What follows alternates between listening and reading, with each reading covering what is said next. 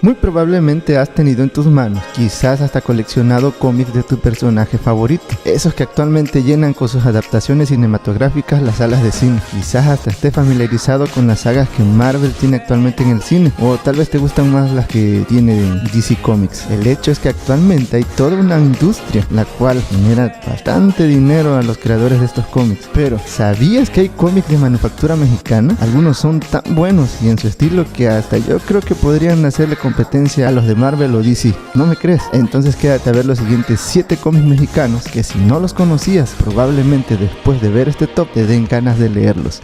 Checa el dato. Chanoc fue creado por Martín de Lucena allá por el 1959. Esta historieta narra las aventuras de un joven pescador llamado Chanoc, quien al lado de su tío Secup Baloyan, un viejito bebedor empedernido, el cual por lo regular es quien lo mete en problemas, viven en el mítico y también ficticio puerto de Ixtac. En sus aventuras lo acompañan una serie de personajes secundarios que le aportan a la trama esa sensación surrealista y a la vez cómica que, pues aunque un poco exagerada, refleja el México cotidiano que se vive. Por ejemplo, tenemos a Maley, que es la novia de Chanoc, con quien él no se casa porque le suena conocido irle al compromiso. Pukisuk, un par de caníbales que viven en una isla, quienes sueñan con comerse a Secup porque según ellos está tan amarinado de tanto alcohol que bebe que ha de saber muy sabroso. Sócrates el robot, el cual llegó en una nave alienígena y fue reprogramado por el profesor Nimbus, y una serie de personajes más. Como era de esperarse, cuando el cómic se hizo popular, rápidamente la cinematografía nacional no dudó en realizar la versión en carne y hueso de dicha historieta. Lo curioso es que esa era la intención original del creador de Chanoc, es decir, vendió su guión basado en ese personaje para cine y al ser rechazado, pues lo hizo cómic, con el resultado que ya te platiqué.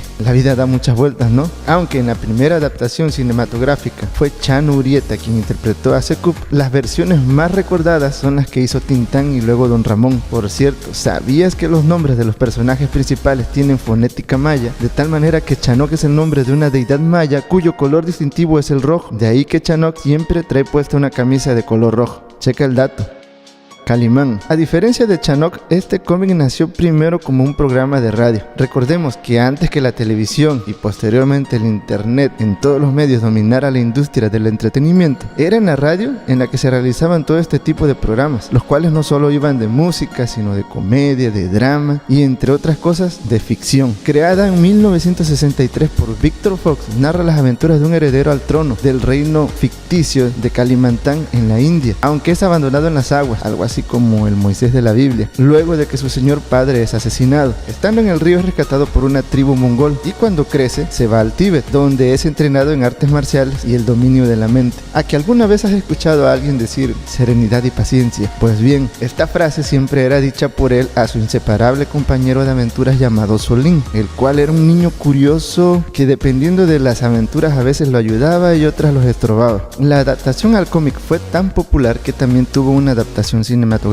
de corte internacional. Siguiendo con el personaje, no solo la mente y las artes marciales eran dominadas por Calimán, también poseía una serie de habilidades que podrían considerarse mágicas, como la telepatía, la levitación, la muerte fingida, que era algo así como detener el corazón, y un largo etcétera. Por cierto, ¿tú quién crees que gane entre un enfrentamiento entre Calimán y el Doctor Strange? Checa el dato. Fantomas. Podríamos decir que Fantomas es un antihéroe, el cual en sus elaborados planes para realizar sus fechorías cautivó al público que llegó a leer sus aventuras. Fue publicado por primera vez en 1966, creada por Guillermo Mendiábal y Rubén Lara, quienes inspiraron a su vez en un personaje de cómic también llamado Fantomas, pero creado por Alan y Soubise allá en los años 1890 en Francia. Aunque el Fantomas original también era francés, como el creado por Mendizábal y Lara, el creado por Alan y Soubise era más un archivillano psicópata y despiadado, aunque sumamente inteligente. El Fantomas creado en México era una versión más refinada y elegante, a la vez que filantrópica, algo así como un Robin Hood tecnologizado, rodeado por sus ayudantes femeninas, cuyos nombres son los signos del zodiaco. Sus artilugios tecnológicos eran elaborados por el genio científico el profesor Zemo. Lógicamente, al ser un ladrón, era perseguido por la policía, siendo su archirrival el inspector de la policía francesa Gerard.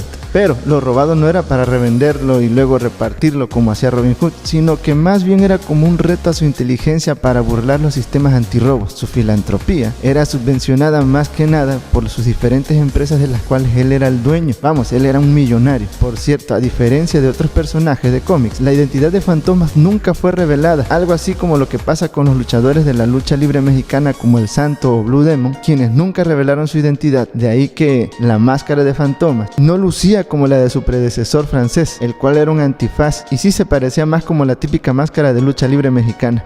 Checa el dato. Las aventuras de Capulina. Gaspar Enaine Capulina, llamado cariñosamente el rey del humorismo blanco, llegó a tener tanta popularidad que a inicio de los años 1960 tuvo un cómic basado en su personaje. De la mano de Editor Mex, las aventuras que eran representadas en el cine por Gaspar Enaine fueron replicadas en cómic, llegando a tener una popularidad tan grande como la que tuvo en el cine. Se editó en un tamaño normal de cómic, aunque posteriormente se editó en la versión tamaño bolsillo, a que te acuerdas de esa si fuiste niño en los 80s, la cual tuvo todavía más popularidad. Sin embargo, ¿sabías que en realidad el cómic nació originalmente como las aventuras de Viruta y Capulina? Y que para dicho cómic algunas historias fueron escritas por Roberto Gómez Bolaños. ¿A qué te suena ese nombre? Pero quien tuvo la idea de hacer el cómic fue el artista Salatiel Alatriste, quien se encargaba de realizar los dibujos promocionales de la película de esta dupla. Aunque la apariencia más recordada de este cómic fue la que le dio con su estilo de dibujo el artista Juan Carlos Macedo. Checa el dato. La familia Burrón. Mucho antes que a Matt Groening se le ocurriera retratar a una típica familia estadounidense cuyo fin original era la sátira y la crítica a la sociedad por medio del humor y la ironía, en 1948 en México, de la mano de Gabriel Vargas, nació la familia Burrón. Si te sorprende la cantidad de personajes que existían en Springfield y el elaborado desarrollo y características únicas que el señor Groening supo imprimirles, entonces no podrás permanecer indiferente a la familia Burrón y al sinfín de personajes creados para este cómic. Narra la vida de una típica familia de clase baja que vive en una vecindad en la Ciudad de México. Sus integrantes son don Regino Burrón, doña Borola Tacuche de Burrón, Regino Burrón Tacuche, hijo de ambos, el niño Fósforo Contreras, quien era adoptado por la familia Burrón, y el perrito Wilson. A que te suenan un poquito trabalenguas los nombres. Tienen un sinfín de aventuras marcadas todas por la denuncia social a la vida en México y permeada por la cultura mexicana. Como era de esperarse, a la multitud de personajes secundarios típicos de la sociedad mexicana se añaden una serie de personajes secundarios de corte fantástico, tales como extraterrestres, vampiros, fantasmas y monstruos, temas que a la mayoría de los mexicanos nos atraen mucho, ¿o no? Te recomiendo que si tienes oportunidad leas esta revista. Checa el dato.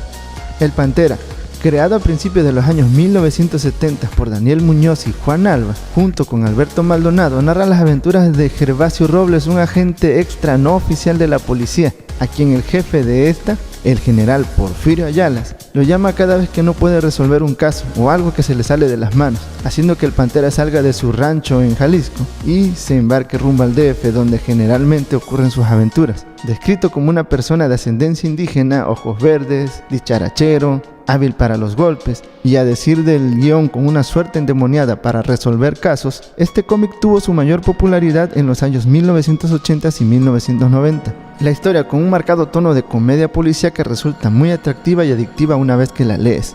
A mediados de los 2000, Televisa intentó hacer una serie televisiva en acción real basado en los personajes de este cómic. Sin embargo, tratando de darle un tono más serio y de acción, se tomaron muchas licencias, logrando que dicho programa no se pareciera en nada al cómic. Considero que de haber respetado la esencia del cómic, este programa hubiese sido un éxito.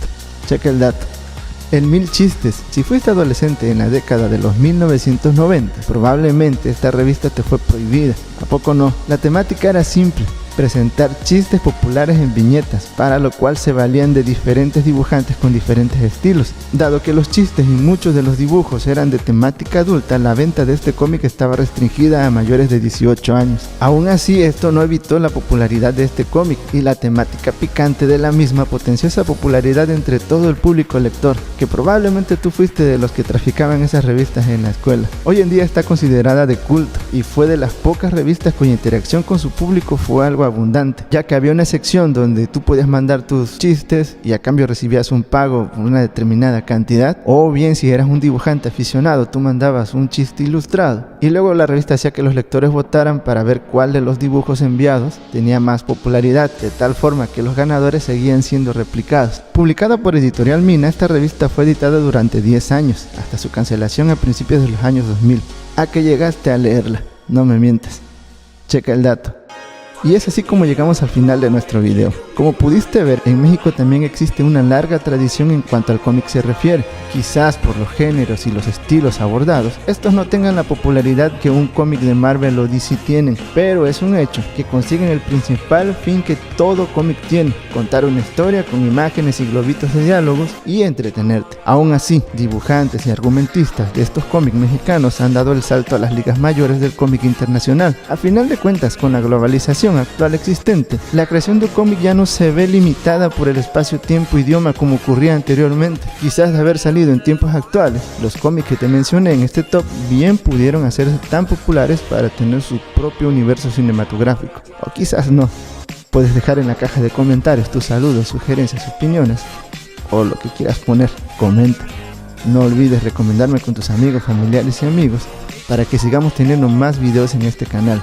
Suscríbete y activa la campanita por si no lo has hecho aún. Que tengas buenas noches. Chao.